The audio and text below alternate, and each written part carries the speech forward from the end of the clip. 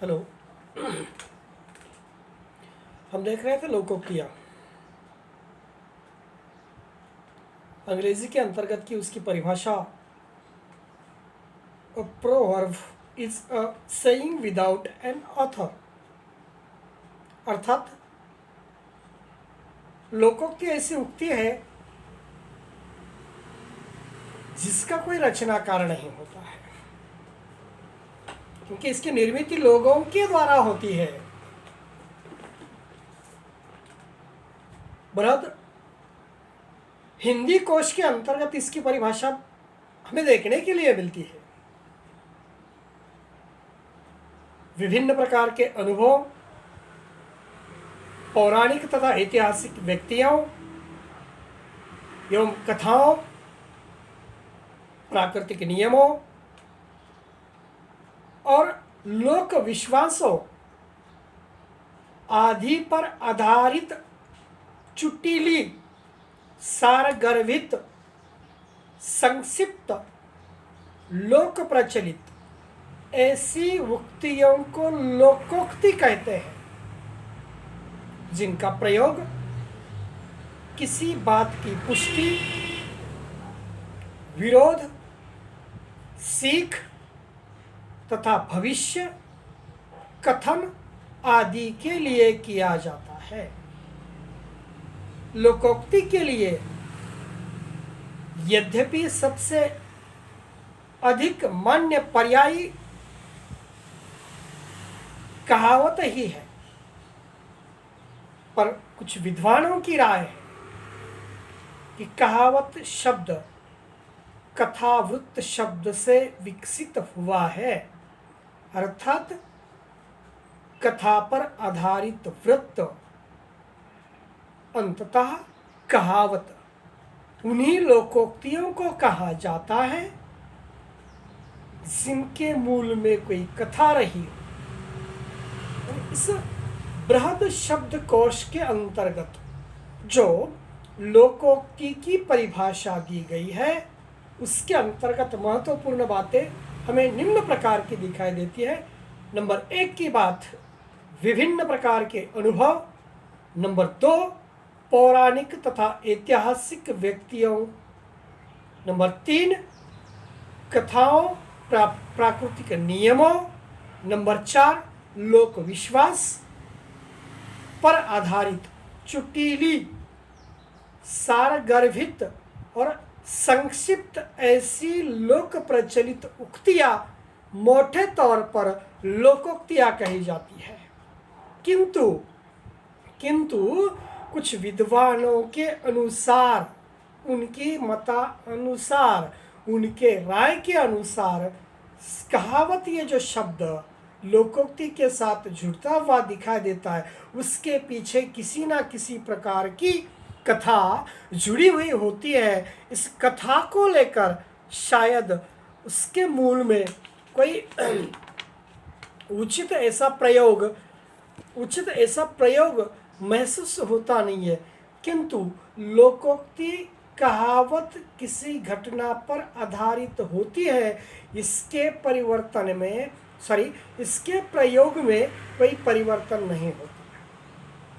लोकोक्ति का जो महत्वपूर्ण कार्य भाषा के अंतर्गत है, वो महत्वपूर्ण कार्य भाषा के अंतर्गत का मोटे तौर पर या खास तौर पर हमें ये दिखाई देता है कि भाषा के सौंदर्य में वृद्धि करने का काम लोकोक्ति के द्वारा होता है। लोकोक्ति के पीछे कोई घटना या कोई कहानी निश्चित तौर पर होती है, क्योंकि उसके अंतर्गत लोगों के अनुभव होते हैं, लोगों का ज्ञान होता है, लोगों की जानकारी होती है। इससे निकली हुई बात बाद में लोगों की जबान पर जब चल निकलती है, तब वो लोकोक्ति कहती है। लोकोक्ति की निर्मित किसी एक व्यक्ति के द्वारा न होते हुए लोगों के ज्ञान के द्वारा समाज के अंतर्गत किस रूप से भविष्य को लेकर हमने जीना चाहिए, ये सीख शायद हमें लोकोक्ति के द्वारा मिलती है।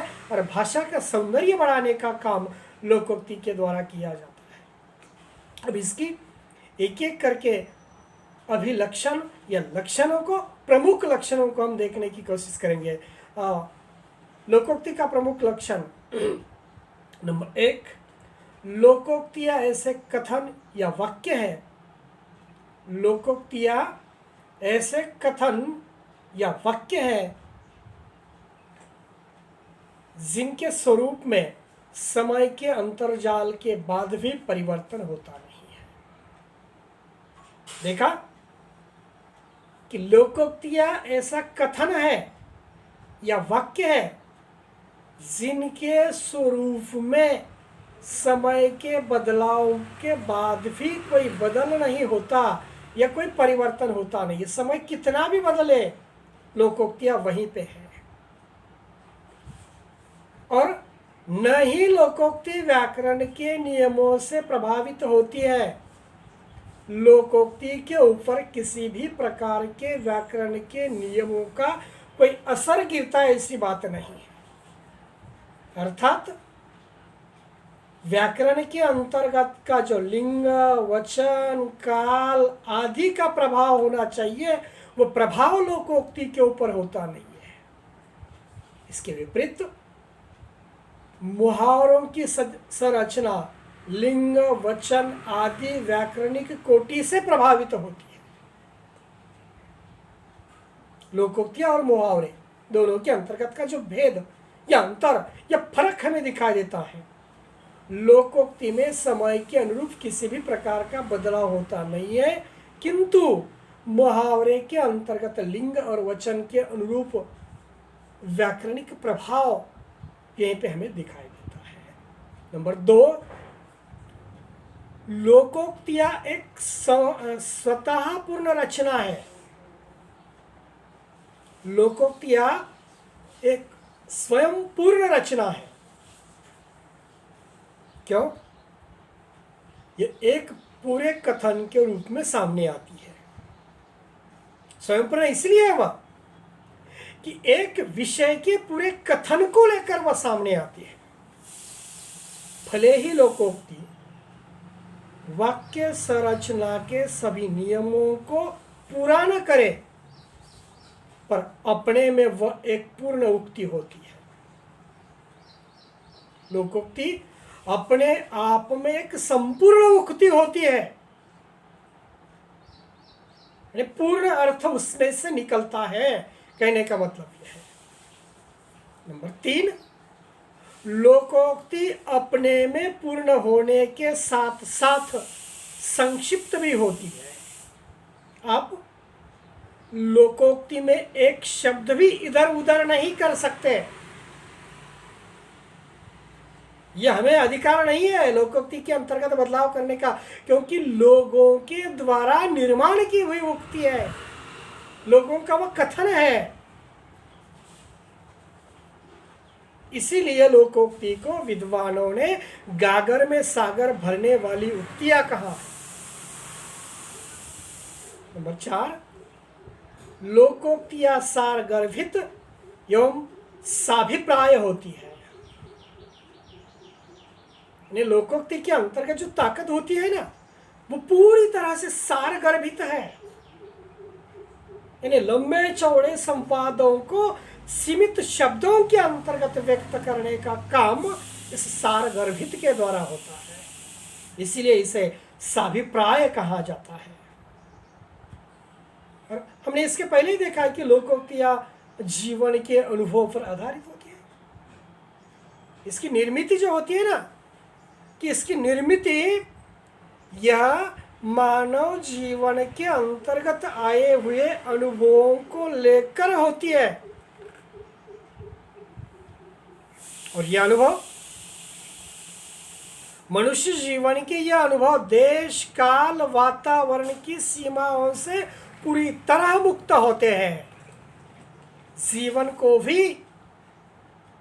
जीवन जो हम जीते हैं वह अनुभव अपनाते हैं, आत्मसात करते हैं भारतीय समाज में रहने वाले व्यक्ति के और यूरोपीय समाज में रहने वाले व्यक्ति के भी हो सकते हैं। केवल भारत के अंतर्गत ही मनुष्य के पास अनुभव है और यूरोप के अंतर्गत नहीं है, ऐसी बात नहीं है। जिस किसी जगह पर मानव है उसी स्थान पर, उसी जगह पर लोकोक्ति है, उसके अनुभव है, उसके सार गर्भित विचारधारा है। भाई बाकी की विशेषता हम कल देखेंगे।